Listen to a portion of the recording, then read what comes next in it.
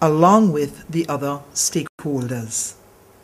These projects enhance the development of our communities and our youth and will impact significantly on our economic environment in Grenada, providing job opportunities, certainly the possibilities for them, and so improving the whole economic climate and development of the country. They will also assist the tourism industry through the development of heritage sites and tourist destinations, enhancing our cultural heritage and marketability as a tourist destination, both for Grenada and for the wider Caribbean. The water improvement, to which reference was made earlier by Dr. Peters and others, is another critical aspect of development as we see it in Grenada.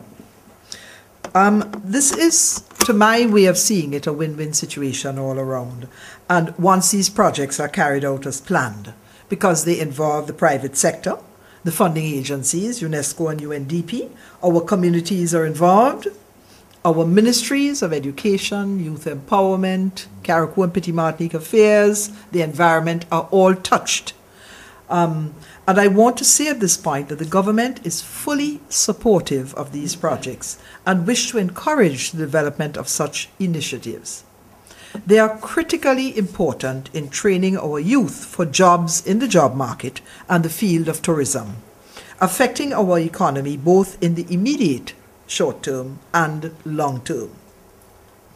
Youth Path is a regional project of UNESCO, as our Secretary General mentioned, operating in the Caribbean for quite a few years, actually.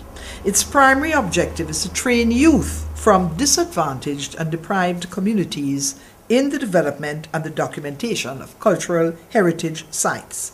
These sites we expect to become centers of regional and international tourism. The development of the sites would lead to employment in the tourism sector for these young people, contributing therefore to the reduction of poverty. Youth Path will begin to operate in Carriacou through People in Action and will work alongside the Government of Grenada, the geotourism projects, National Geographic, the private sector, and most importantly, the people in Carriacou and Petit Martinique. I must commend the organization People in Action and its very dynamic director, Denise Ogilvie. I congratulate you on being selected by UNESCO or the UNESCO desk as the NGO that would bring the Youth Path program to Carriacou. UNESCO is part of the Ministry of Education, as you are probably aware, and so its activities impinge directly upon us. Your organization is well known locally for its bottom-up approach to community development. Respectfully intervening into the lives of people in our communities is so important to ensure success, and that is the approach that we should adopt. Community development must be a process that promotes the dignity of people and their capacity to improve their own lives. It should be people-centered. It must be about building capacity, and at several levels: the individual level, where it's targeted to meet individuals in the community, the professional service providers, the organizations as groups, and finally the communities. So it must target all levels. It must be sustainable culturally, politically, economically, management-wise, and also environmentally.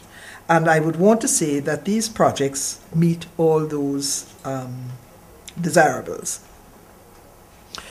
Tourism has become the largest income-generating component of our economy.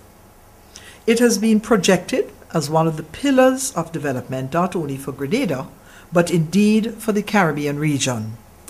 We must play our role in ensuring that our island is well marketed and offers the variety and interests that tourists look for when they visit our shores.